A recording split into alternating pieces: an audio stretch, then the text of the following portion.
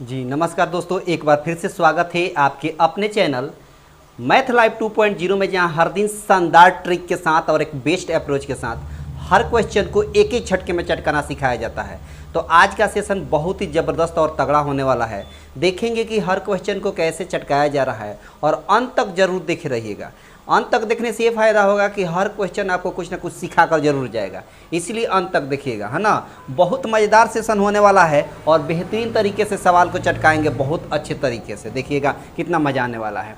तो बिना देरी के शुरू करते हैं। पहला सवाल आपके स्क्रीन पर ये रहा। पहला सवाल क्या कहता है? पहला सवाल कहता है कि 12,000 रुपये की धनराशि है, प्रिंसिपल दे दिया है 12,000। ध्यान से देखिएगा, प्रिंसिपल दे दिया है 12,000, ठीक है, और टाइम दे दिया है 4 मंथ। 4 मंथ को आपको बदलना पड़ेगा ईयर में, तो 12 से भाग देना पड़ेगा, तो ईयर में बदल गया। और बोला है 720 रुपये का सरल ब्याज मिलता है, यानी आपका सिंपल इंटरेस्ट दे दिया है कितना? 700 आपका दे दिया है 20 रुपया।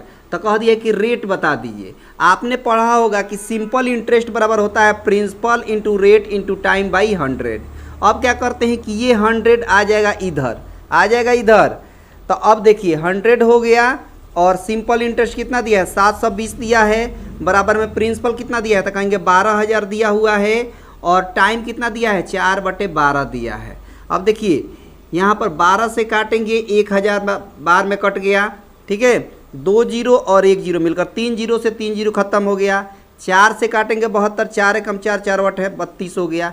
यानी आप कह सकते हैं यहाँ पर रेट छूट गया था, यहाँ पर रेट छूट गया था, आर छूट गया था। तो आर का वैल्यू कितना हो गया? तो कहेंगे 18%। आर का वैल्यू कितना हो गया? तो कहेंगे 18%। आपका सवाल का सही आंसर रहा 18%। का मतलब हो गया ऑप्शन बी। और ये कमाल का अप्रोच है, ये कमाल का ट्रिक है। इससे बेहतरीन तरीका आपके पास नहीं हो सकता।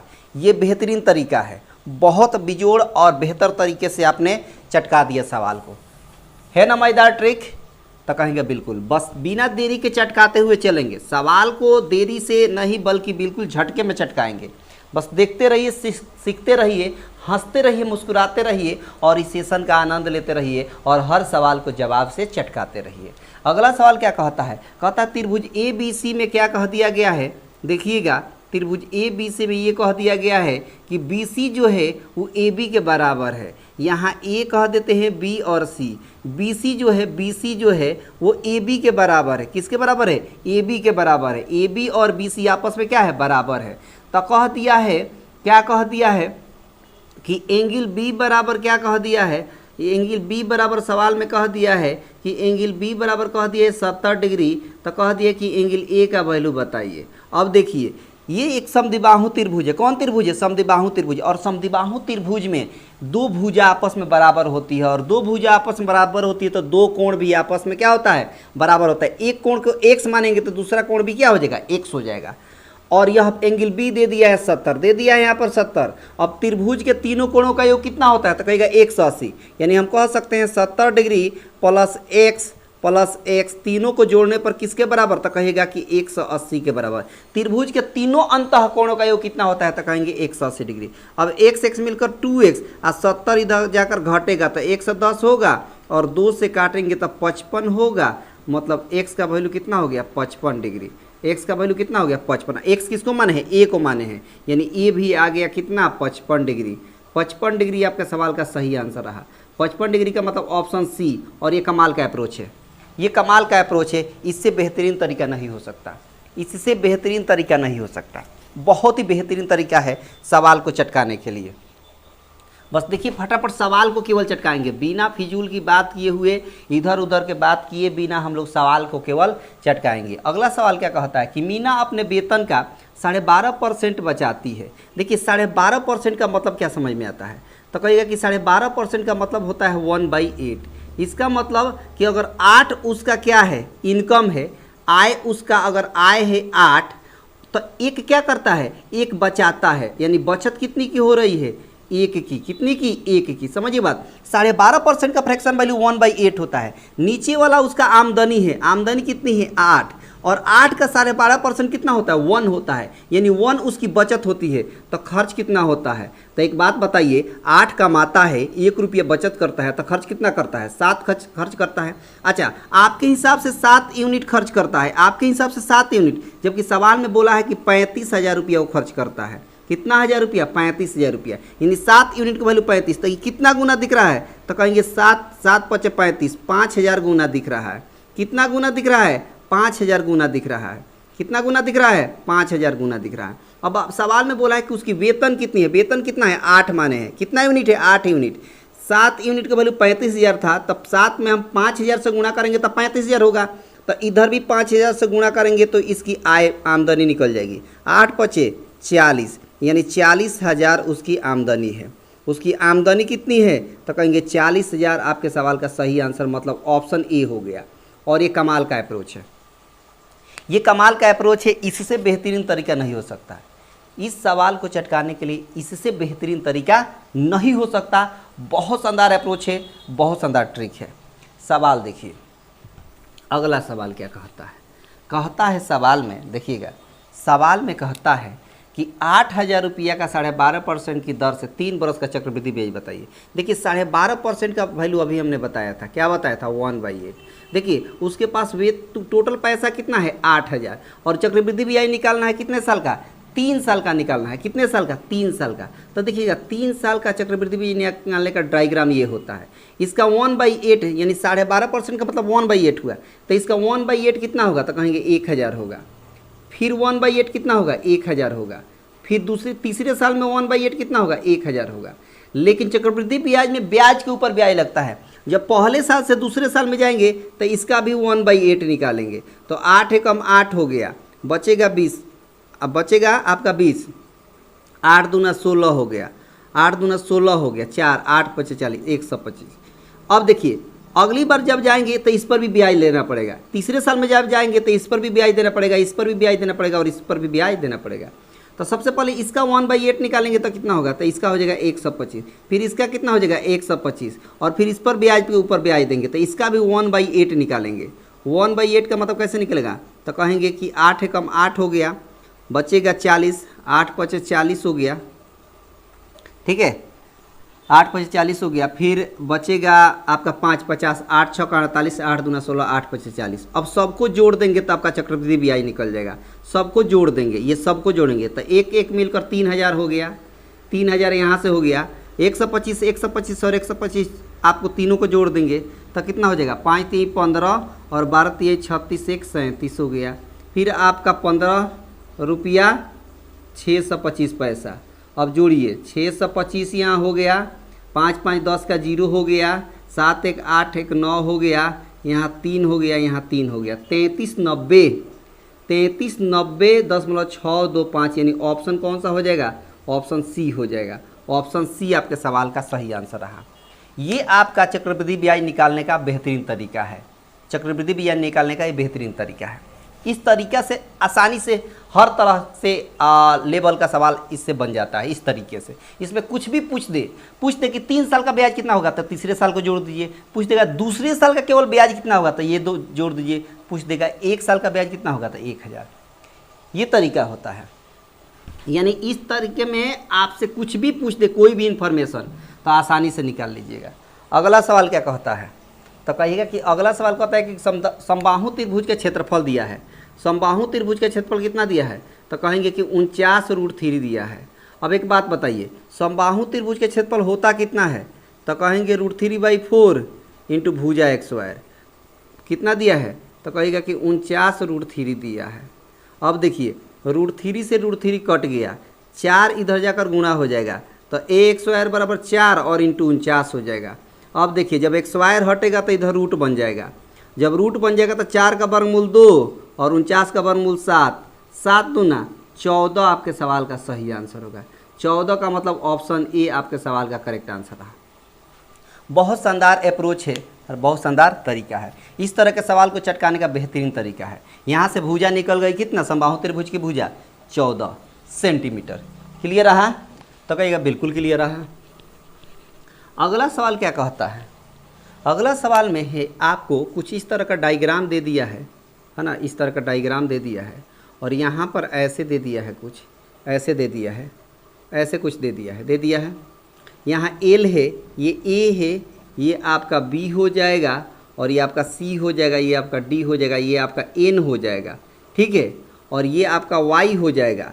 ये आपका कितना दिया है, तो कहेगा कि ये आपका दे दिया है 60 डिग्री, कितना डिग्री, 60 डिग्री, और ये आपका दे दिया है 30 डिग्री, ठीक है। और ये आपका दे दिया है जेड, ये दे दिया है एक्स, और ये आपका दे दिया है एफ, दे दिया है। और कह दिया है कि बी एल एन, ये सब आपको दे दिया है। कह दिया है कि क्या पूछ दिया है, एंगल एल एन डी का वैल्यू निकाल देना है। इसका वैल्यू निकालना है एल एन डी, यानी यह एफ का निकालना है। तो अब देखिए यह कोण पहले वाई निकाले, कैसे निकलेगा, तो यहाँ से यहाँ तक लेकर 180 डिग्री बनता है। कितना बनता है, 180 डिग्री। 180 डिग्री में से 30 और 60 घटा देंगे तो वाई केवल निकल जाएगा। तो वाई का वैल्यू कैसे निकलेगा, तो 180 में से ये 30 और 60 घटा दीजिए। 180 में से 30 और 60 घटाएंगे तो 90 घटाएंगे, तो 90 घटाएंगे तो क्या मिलेगा, 90, यानी यह मिल गया आपका 90, वाई मिल गया 90, ये वाई मिल गया आपका 90। जब 90 मिल गया और यह इसके समानांतर बोला है, ये इसके समानांतर बोला है और एक तिर्यक रेखा है, तो तिर्यक रेखा में क्या होता है कि यह कोण और यह कोण एकांतर कोण की वजह से बराबर होता है। यह कोण और ये 90 और 60 मिलकर 150 हुआ, तो यहाँ भी कितना हो जाएगा, 150, यानी यही पूछा था एल एन डी, तो एल एन डी कितना हो गया, 150 हो गया। एकांतर कोण है, समानांतर अगर रहता है और एक तिर्यक रेखा रहता है तो यह कोण और यह कोण आपस में बराबर होता है एकांतर कोण की वजह से।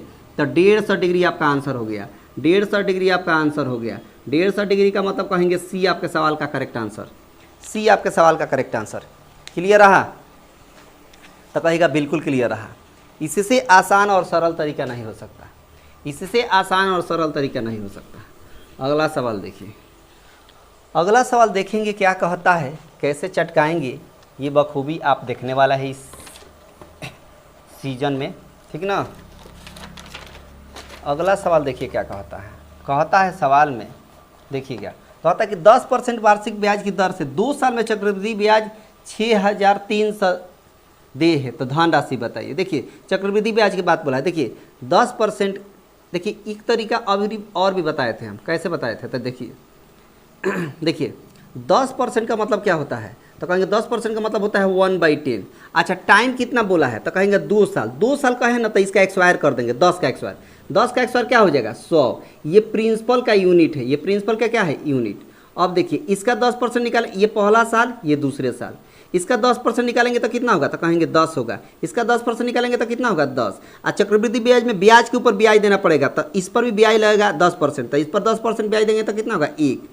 अच्छा एक बात बताइए, चक्रवृद्धि ब्याज 6300 दिया है, कितना दिया है 6300, तो आपके हिसाब से चक्रवृद्धि ब्याज कितना हो गया, तो आपके हिसाब से चक्रवृद्धि ब्याज 10 10 20 मिलकर 21 यूनिट हो गया। आपके हिसाब से चक्रवृद्धि ब्याज 21 यूनिट, सवाल के हिसाब से चक्रवृद्धि ब्याज कितना दिया है 6300 दिया है, कितना दिया है 6300, 21 से कम 21 हो गया, 21 63 हो गया 300, यानी 1 यूनिट का वैल्यू हो गया 300। तो 100 यूनिट का वैल्यू कैसे निकलेगा, तो कहेंगे 1 यूनिट वैल्यू 300, तो 100 यूनिट का वैल्यू कितना हो जाएगा 30,000 हो जाएगा, कितना हो जाएगा 30,000 हो जाएगा, यानी 30,000 आपके सवाल का सही आंसर हो गया। 30,000 का मतलब हो गया, हम कह सकते हैं कि ऑप्शन सी आपके सवाल का करेक्ट आंसर रहा, ऑप्शन सी आपके सवाल का करेक्ट आंसर रहा। ये बेहतरीन तरीका है, ये बेहतरीन तरीका है चक्रवृद्धि ब्याज निकालने का, बहुत बेहतरीन तरीका है, समझ गए, क्लियर रहा, तो कहिएगा बिल्कुल क्लियर रहा। अगला सवाल देखिए, अगला सवाल कैसे चटकाएंगे। सवाल कहता है कि x tan 45 degree, x tan 45 degree, ठीक है, x tan 45 degree into sine 30 degree, into sine 30 degree, ठीक है, बराबर में हो गया cos 30 degree, cos 30 degree into tan 30 degree, into tan 30 degree, ठीक है बालक। अच्छा देखिए एक बात बताइए, x हो गया, tan 45 का मान कितना होता है 1 से x में गुणा करेंगे तो x से होगा, और साइन 30 डिग्री का मान कितना होगा, तो कहेंगे 1/2 होगा, ठीक है। यहाँ देखिए cos 30 डिग्री, और एक बात बताइए tan 30 डिग्री का मान हो, tan थीटा बराबर क्या होता है, तो कहिएगा साइन थीटा और बटे कॉस थीटा, ये पहले से मालूम है। अगर ध्यान से देखें तो ये cos 30 डिग्री cos 30 डिग्री खत्म हो गया, साइन 30 डिग्री का मान कितना होता है 1/2 होता है, 1/2 से 1/2 कट गया एक बार में, तो x का मान कितना आ गया, तो कहेंगे 1 आ गया। 1 आपके सवाल का करेक्ट आंसर हो गया, मतलब ऑप्शन सी, सी आपके सवाल का करेक्ट आंसर रहा। क्लियर रहा? तो कहिएगा बिल्कुल क्लियर रहा, इसमें कहीं पर किसी प्रकार का परेशानी नहीं है। सवाल अगला देखिए क्या कहता है। अगला सवाल देखिए क्या कहता है। एक डायग्राम फिर से दिया है और इसमें कह दिया है वैल्यू निकालने के लिए। देखिए एक डायग्राम दे दिया है, एक डायग्राम कुछ इस तरह का दिया है, ठीक है, कुछ इस तरह का डायग्राम दिया है, समझिए बात। और यहाँ पर दे दिया है ऐसे, दे दिया है, यहाँ पर दे दिया है आपका कितना डी दे दिया है, यहाँ पर ए दे दिया है, यहाँ पर बी दे दिया है, यहाँ पर सी दे दिया है, यहाँ पर डी दे दिया है, यहाँ पर क्यू है, आर है, ये एक्स हो गया, ये जेड हो गया, ये वाई हो गया, ये आपका 60 डिग्री हो गया और ये आपका 30 डिग्री हो गया, ठीक है।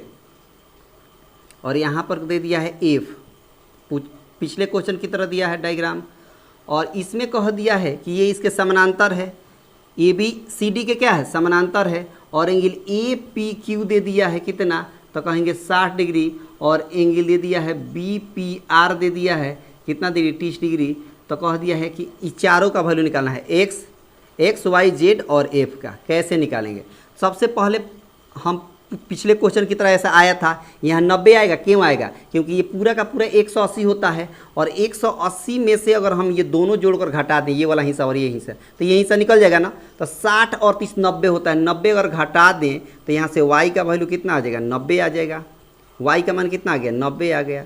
90 आ गया तो f का मान आसानी से निकल जाएगा। मैंने बताया था कि यह कोण और यह कोण एकांतर कोण के वजह से बराबर होता है, क्योंकि ये इसके समानांतर है।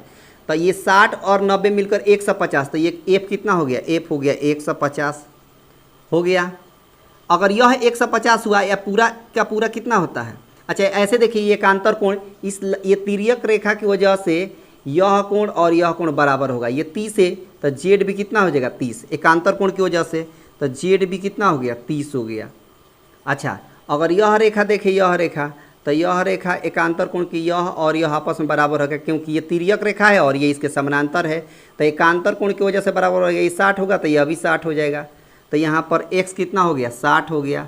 अब मिला लीजिए ऑप्शन, x 60 दिया है ए ऑप्शन में, ए ऑप्शन में ए 60 दिया है, आंसर हो गया ए ऑप्शन। क्लियर रहा? तो कहिएगा कि बिल्कुल क्लियर रहा, इसमें कहीं पर किसी प्रकार की समस्या नहीं है।